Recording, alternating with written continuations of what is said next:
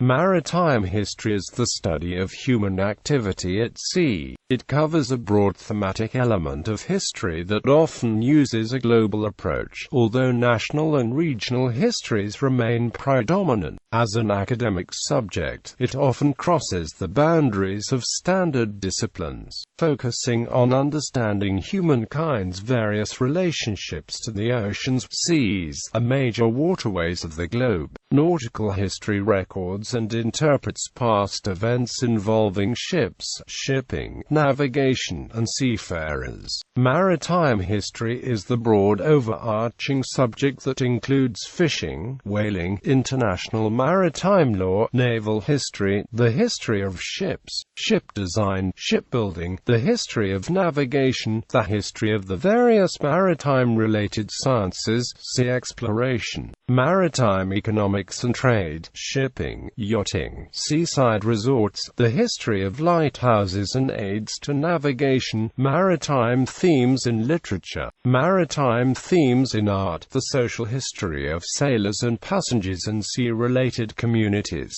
There are a number of approaches to the field, sometimes divided into two broad categories: traditionalists, who seek to engage a small audience of other academics, and utilitarians, who seek to influence policymakers and a wider audience. Historiography. Historians from many lands have published monographs, popular and scholarly articles, and collections of archival resources. A leading journal is the International Journal of Maritime History, a fully refereed scholarly journal published twice a year by the International Maritime Economic History Association. Based in Canada with an international editorial board, it explores the maritime dimensions of economic, social, cultural, and environmental history. For a broad overview, see the 4-volume encyclopedia edited by John B. Hattendorf, Oxford Encyclopedia of Maritime History. It contains over 900 articles by 400 scholars and runs 2,900 pages.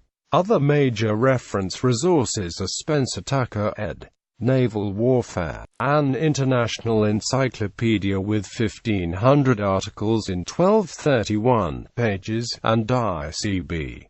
Deere and Peter Kemp eds. Oxford Companion to Ships and the Sea with 2,600 articles in 688 pages. Typically, studies of merchant shipping and of defensive navies are seen as separate fields. Inland waterways are included within maritime history, especially inland seas such as the Great Lakes of North America, and major navigable rivers and canals worldwide. One approach to maritime history writing has been nicknamed rivet counting because of a focus on the minutiae of the vessel, but revisionist scholars are creating new turns in the study of maritime history. This includes a post-1980s turn towards the study of human uses of ships, and post-2000 turn towards seeing sea travel as part of the wider history of transport and mobilities. This move is sometimes associated with Marcus Rediker and Black Atlantic studies,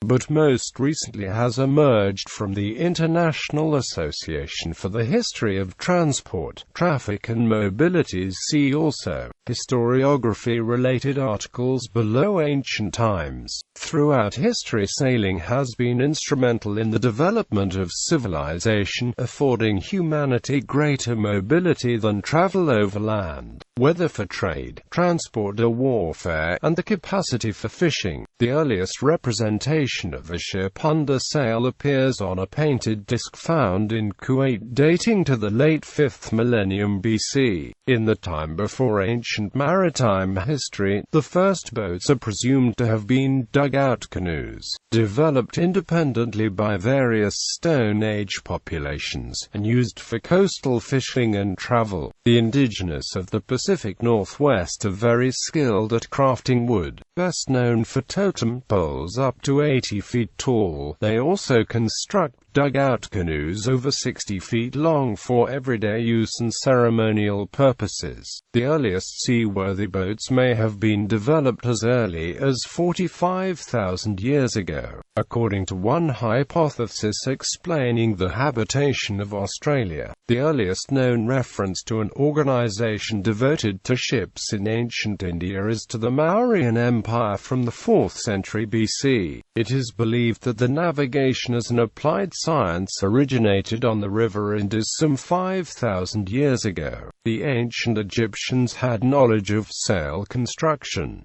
This is governed by the science of aerodynamics. According to the Greek historian Herodotus, Necho II sent out an expedition of Phoenicians, which in 3 years sailed from the Red Sea around Africa to the mouth of the Nile. Some current historians believe Herodotus on this point, even though Herodotus himself was in disbelief that the Phoenicians had accomplished the act. Pre-Columbian transoceanic contact is the hypothesized interactions between the native populations of the Americas and peoples of other continents. Before the arrival of Christopher Columbus, Indiana 1492. Many such events have been proposed at various times, based on historical reports, archaeological finds, and cultural comparisons. Age of navigation. In early modern India and Arabia, the lateen sail ship known as the dhow was used on the waters of the Red Sea, Indian Ocean, and Persian Gulf. There were also Southeast Asian seafarers and Polynesians, and the Northern European Vikings developed ocean-going vessels and depended heavily upon them for travel and population movements prior to 1000 AD. China's ships in the medieval period were particularly massive. Multi-mast sailing junks were carrying over 200 people as early as 200 AD. The astrolabe was the chief tool of celestial navigation in early maritime history. It was invented in ancient Greece and developed by Islamic astronomers. In ancient China, the engineer Marjan invented the south-pointing chariot, a wheeled device employing a differential gear that allowed a fixed figurine to always point in the southern cardinal direction. The magnetic needle compass for navigation was not written of until the Dreampool essays of 1088 AD by the author Shen Kuo, who was also the first to discover the concept of true north. By at least 1117 AD,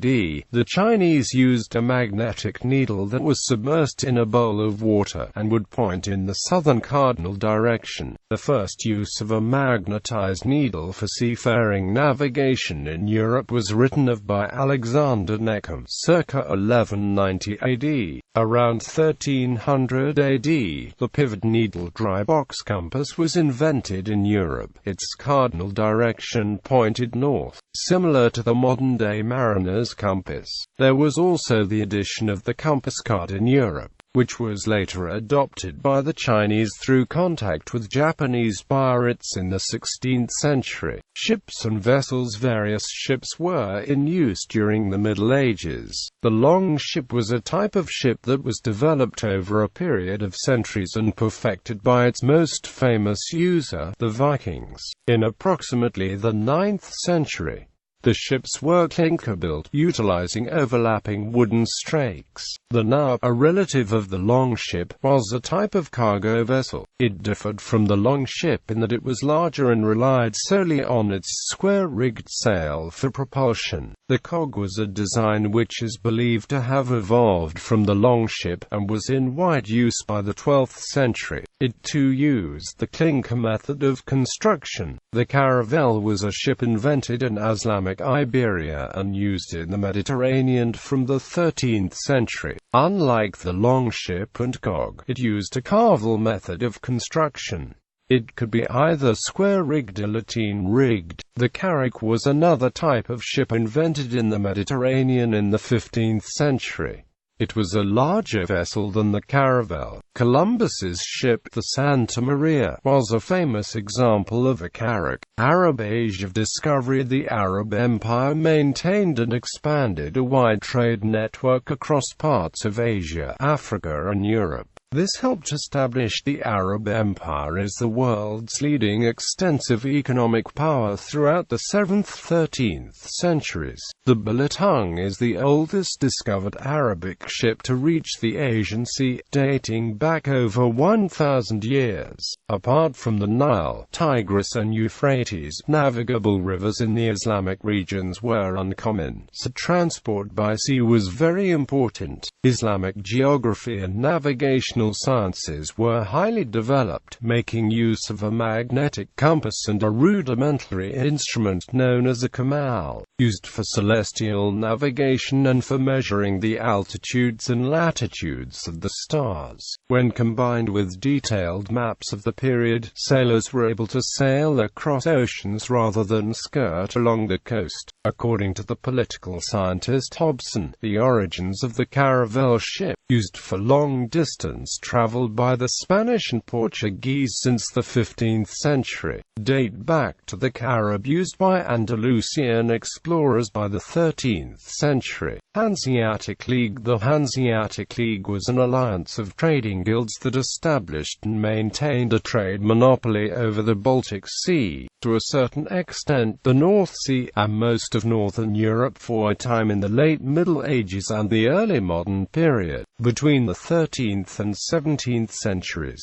historians generally trace the origins of the League to the foundation of the northern German town of Lübeck, established in 1158–1159 after the capture of the area from the Count of Schauenberg and Holstein by Henry the Lion, the Duke of Saxony. Exploratory trading adventures, raids and piracy had occurred earlier throughout the Baltic. The sailors of Gotland sailed up rivers as far away as Novgorod, for example, but the scale of international economy in the Baltic area remained insignificant before the growth of the Hanseatic League. German cities achieved domination of trade in the Baltic with striking speed over the next century, and Lübeck became a central node in all the seaborne trade that linked the areas around the North Sea and the Baltic Sea. The 15th century saw the climax of Lübeck's hegemony. By the late 16th century, the League imploded and could no longer deal with its own internal struggles. The social and political changes that accompanied the Reformation, the rise of Dutch and English merchants, and the incursion of the Ottoman Turks upon its trade routes and upon the Holy Roman Empire itself. Only 9 members attended the last formal meeting in 1669, and only 3 remained as members until its final demise in 1862. Somali maritime enterprise. During the age of the Ajuran, the Somali sultanates and republics of Merka, Mogadishu, Barawa, Hobyo and the respective ports flourished. They had a lucrative foreign commerce with ships sailing to and coming from Arabia, India, Venetia, Persia, Egypt, Portugal and as far away as China. In the 16th century, Duarte Barbosa noted that many ships from the kingdom of Cambodia in what is modern-day India sailed to Mogadishu with cloths and spices, for which they in return received gold, wax and ivory. Barbosa also highlighted the abundance of meat, wheat, barley, horses, and fruit on the coastal markets, which generated enormous wealth for the merchants. In the early modern period, successor states of the Adal and Ajuran empires began to flourish in Somalia, who continued the seaborne trade established by previous Somali empires. The rise of the 19th century Gabroon dynasty in particular saw a rebirth in Somali maritime enterprise. During this period, The Somali agricultural output to Arabian markets was so great that the coast of Somalia came to be known as the Grain Coast of Yemen and Oman. Age of Discovery. The Age of Discovery was a period from the early 15th century and continuing into the early 17th century, during which European ships traveled around the world to search for new trading routes and partners to feed burgeoning capitalism in Europe. Historians often refer to the Age of Discovery as the pioneer Portuguese and later Spanish long-distance maritime travels in search of alternative trade routes to the East Indies, moved by the trade of gold, silver and spices. In the process, Europeans encountered peoples and mapped lands previously unknown to them. Christopher Columbus was a navigator and maritime explorer who is one of several historical figures credited as the discoverer of the Americas. It is generally believed that he was born in Genoa, although other theories and possibilities exist. Columbus's voyages across the Atlantic Ocean began European effort at exploration and colonization of the Western Hemisphere. While history places great significance on his first voyage of 1492, he did not actually reach the mainland until his third voyage in 1498. Likewise, he was not the earliest European explorer to reach the Americas, as there are accounts of European transatlantic contact prior to 1492. Nevertheless, Columbus's voyage came at a critical time of growing national imperialism and economic competition between developing nation-states seeking wealth for the establishment of trade routes and colonies. Therefore, the period before 1492 is known as pre-Columbian. John Cabot was a Genoese navigator and explorer commonly credited as one of the first early modern Europeans to land on the North American mainland, aboard the Matthew in 1497. Sebastian Cabot was an Italian explorer and may have sailed with his father John Cabot in May 1497.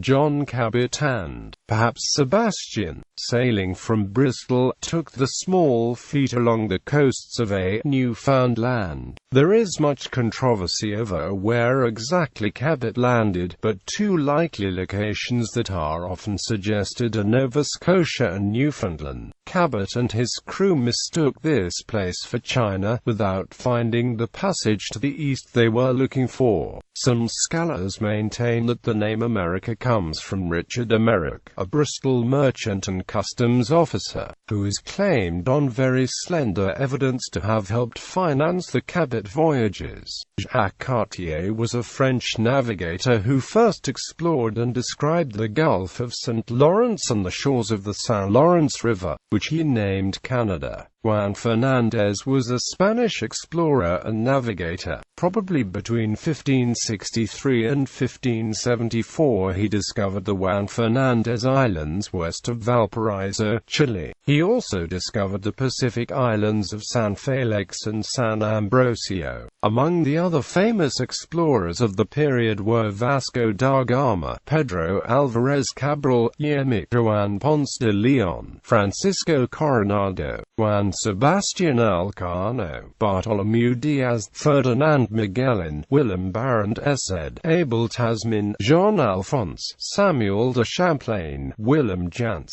Captain James Cook, Henry Hudson, and Giovanni da Verrazzano. Peter Marta d'Anguera was an Italian-born historian of Spain and of the discoveries of her representatives during the Age of Exploration. He wrote the first accounts of explorations in Central and South America in a series of letters and reports, grouped in the original Latin publications of 1511 to 1530 into sets of 10 chapters called Decades. His Decades are thus of great value in the history of geography and discovery. His De Orbe Novo describes the first contacts of Europeans and Native Americans and contains, for example, the first European reference to India rubber. Richard Hakluyt was an English writer, and is principally remembered for his efforts in promoting and supporting the settlement of North America by the English through his works,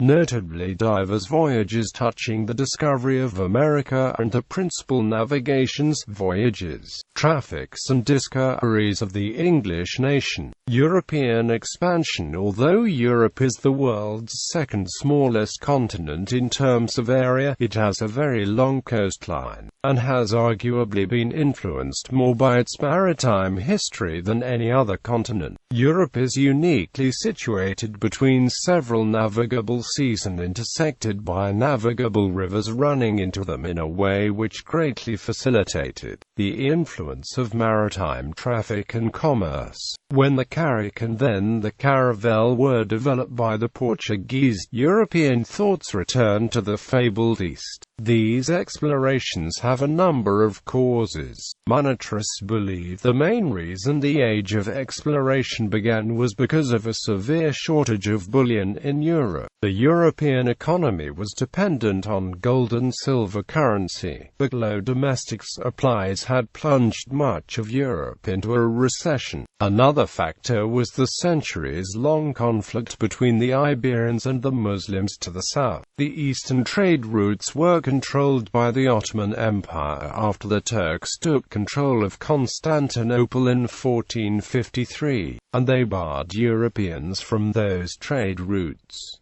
The ability to outflank the Muslim states of North Africa was seen as crucial to their survival. At the same time, the Iberians learned much from their Arab neighbors. The carrack and caravel both incorporated the Mediterranean lateen sail that made ships far more maneuverable. It was also through the Arabs that ancient Greek geography was rediscovered, for the first time giving European sailors some idea of the shape of Africa and Asia. European colonization. In 1492, Christopher Columbus reached the Americas, after which European exploration and colonization rapidly expanding. The post-1492 era is known as the Columbian Exchange period. The first conquests were made by the Spanish, who quickly conquered most of South and Central America and large parts of North America. The Portuguese took Brazil. The British, French and Dutch conquered islands in the Caribbean Sea, many of which had already been conquered by the Spanish or depopulated by disease. Early European colonies in North America included Spanish Florida, the British settlements in Virginia and New England, French settlements in Quebec and Louisiana, and Dutch settlements in New Netherlands. Denmark. Norway revived its former colonies in Greenland from the 18th until the 20th century, and also colonized a few of the Virgin Islands. From its very outset, Western colonialism was operated as a joint public-private venture. Columbus's voyages to the Americas were partially funded by Italian investors. But whereas the Spanish state maintained a tight rein on trade with its colonies, the English, French and Dutch granted what were effectively trade monopolies to joint stock companies such as the East India Companies and the Hudson's Bay Company. In the exploration of Africa, there was the proliferation of conflicting European claims to African territory. By the 15th century, Europeans explored the African coast in search of a water route to India. These expeditions were mostly conducted by the Portuguese,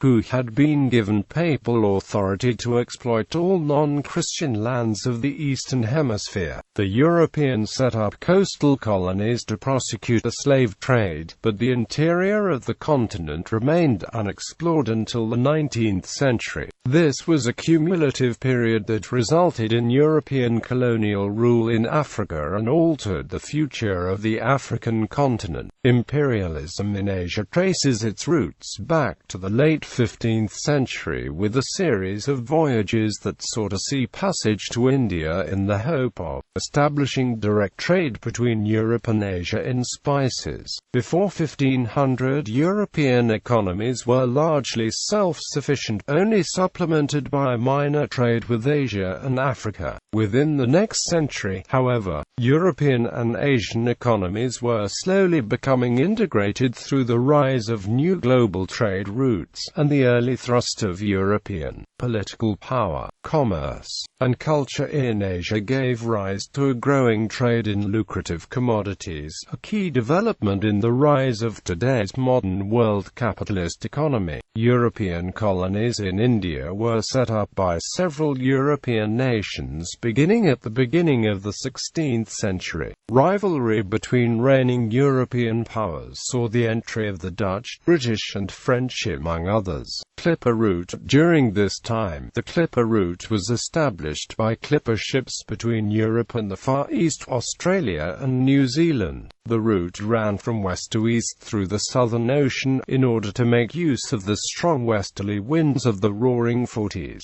Many ships and sailors were lost in the heavy conditions along the route, particularly at Cape Horn, which the clippers had to round on the return to Europe. In September 1578, Sir Francis Drake, in the course of his circumnavigation of the world, discovered Cape Horn. This discovery went unused for some time, as ships continued to use the known passage through the Strait of Magellan. By the early 17th century, the Dutch merchant Jacob Le Maire, together with navigator Willem Schouten, set off to investigate Drake's suggestion of a route to the south of Tierra del Fuego. At the time it was discovered, the Horn was believed to be the southernmost point of Tierra del Fuego. The unpredictable violence of weather and sea conditions in the Drake Passage made exploration difficult, and it was only in 1624 that the Horn was discovered to be an island. It is an interesting testament to the difficulty of conditions that Antarctica, only 650 kilometers away across the Drake Passage, was discovered as recently as 1820. Despite the passage having been used as a major shipping route for 200 years,